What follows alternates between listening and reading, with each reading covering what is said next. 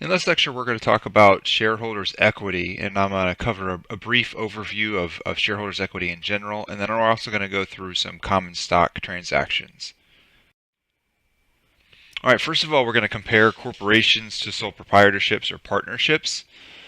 The major advantage of a corporation is you have much more access to capital. Typically, it's much easier to raise capital through equity issuances. With the sole proprietorship, to raise more equity, obviously the sole proprietor would have to contribute more of their own capital. Or in a partnership, the partners would have to contribute more, or potentially they'd have to take on new partners. And so, with a corporation, typically it's much more straightforward to issue more stock and just sort of divide the existing ownership into smaller pieces. However, there are several disadvantages to corporations. The first one is taxes. Corporations are taxed on their income, and then owners are taxed on distributions, and that distribution can be in the form of a dividend, or if they sell their stock and they have a capital gain, that would also be taxed. And so essentially the owners, in order to receive cash from the company, are ultimately taxed twice. And they call this double taxation. Also, coordination of owner decisions can be a little more cumbersome, especially if the owners are distributed throughout the country or even throughout the world. And so there are certain ownership decisions that that can be difficult to coordinate when you have a corporation. Usually, partnerships are much more close knit. Typically, there are going to be fewer partners involved in the decision, not always, but typically. And then finally, of course, a sole proprietor, it's very easy to coordinate your own decisions. And then finally, as soon as you take on external shareholders, in other words, if the managers of the company are different than the people who own the company, most states and even the federal government will introduce a lot more legislation and regulation to protect the shareholders. And so it costs money to conform to the legislation and regulation, and just can create more hurdles as far as some of the decisions you might have to make. So in the U.S., companies are incorporated at the state level. That's not necessarily true in other countries, but it is true in the U.S. The federal government also does regulate activities that cross state lines, or companies that are traded on public stock exchanges. And so U.S. companies do have oversight or do have regulation both at the state and federal level. States can do things like restrict or tax companies however they would like. Of course, there are some limits to this based on federal law, but when it comes to property taxes or corporate income taxes or a number of other things, unemployment benefits, like all these things can be different state to state. What that interestingly does is it creates opportunities for states to attract companies. And so sometimes companies may give sometimes states may give a new company a tax break for a number of years in order to attract their business, or they may do other things to keep companies within their state borders. And so there's sort of a market in how states restrict and tax companies, and so it's kind of an interesting dynamic within the U.S. There are some state or federal restrictions on the sale of stock. One thing is, of course, employees. If they are stockholders, they are subject to things like federal insider trading laws, and so employees can't sell stock whenever they would like to whomever they would like. There's lots of disclosure and blackout periods and things like that that have to take place. And then secondly, some states may limit shares that are sold, especially to specific individuals, in order to promote stable ownership or to avoid hostile takeovers. And so while on its face, one right that a shareholder has to sell their stock to anyone at any time, the fact is both the federal government and states can restrict these sales at times. All right, so now we're going to talk about common stock. I'm going to start by making this distinction between two types of capital. There's earned capital and there's contributed capital. Shareholders' equity is ultimately the residual of assets less liabilities, and it's comprised of both types of capitals, and so types of capital. And so whenever you have assets and you have liabilities, that difference is going to show up somewhere in an equity account. Earned capital accounts typically are retained earnings and other comprehensive income, whereas contributed capital includes preferred and common stock and other forms of paid-in capital, typically additional paid-in capital, but there are other things that can lead to a contribution in addition to just the issuance of common or preferred stock. The common stock account captures the par value of the stock multiplied by the number of shares issued.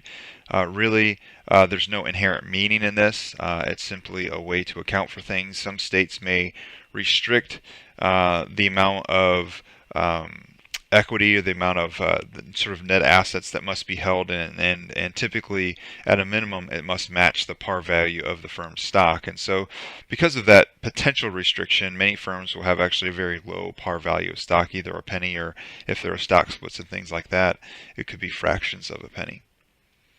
If there's no par value, then the entire issuance is just assigned to the common stock account. If there is no par value, the board may approve and assign a stated value, which basically behaves much like par value. Alright, so now a very simple example. A firm issues 10,000 shares of common stock for $15 per share for cash. The stock has a par value of $1 per share. So the entry is pretty straightforward. The firm receives $150,000 cash.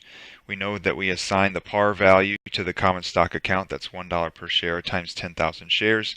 And then the difference goes into additional paid-in capital dash common stock. I want to point out a couple things about these different accounts. Number one, additional paid-in capital can take on many forms. And so we do need to designate which type of additional paid-in capital we're dealing with. And also, U.S. GAAP does not prescribe what we call this sort of additional account. I use additional paid-in capital probably because that's just the account that I was first taught. I've seen other things like capital in excess of par, other things like that. And so just as long as there's some sort of designation that that separates the common stock account from this other account, that's fine. All right, common stock many times might include non-cash transactions. Common stock can be issued for non-cash assets. It can be issued in exchange for the retirement of debt or the exchange of services.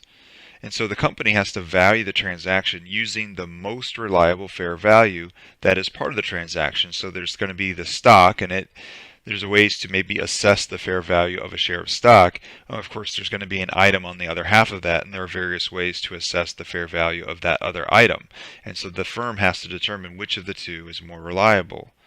One sort of way or framework to remind yourself is those three levels of fair value, the level 1, level 2, and level 3, with level 1 being the most reliable and level 3 being the least reliable. So for stock transactions, is the market value of the stock always the most reliable estimate for the fair value of the transaction? The answer is no. Sometimes it might be. So for a large publicly traded company, the market value of the stock is likely the most reliable estimate for the fair value because it's going to be a level 1.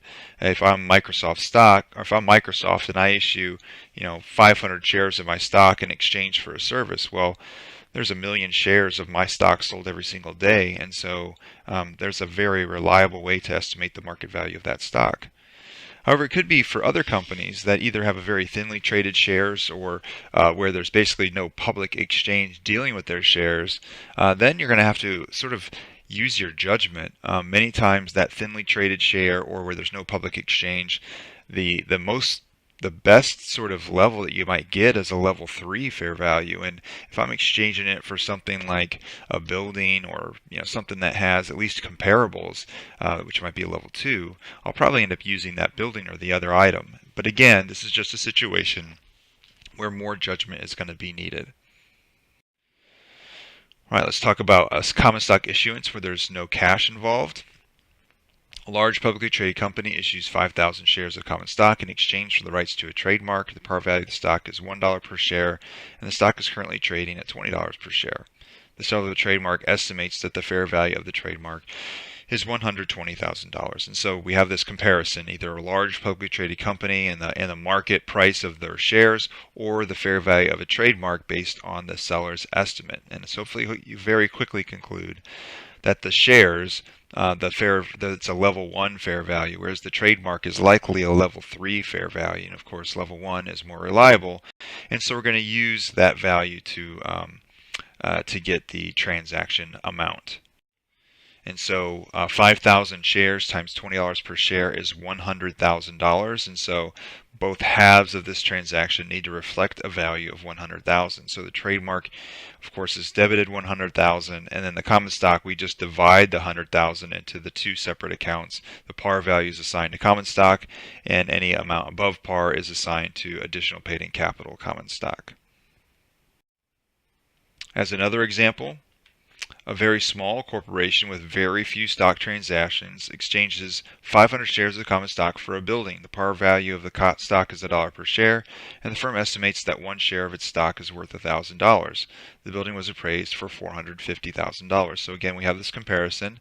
What is the fair value of how reliable is the fair value of the stock compared to the fair value of the building? Hopefully we see that a very thinly traded or very few stock transactions, that stock's probably a level 3 fair value, whereas the building, it seems like here, is probably a level 2, and so the building is actually more reliable.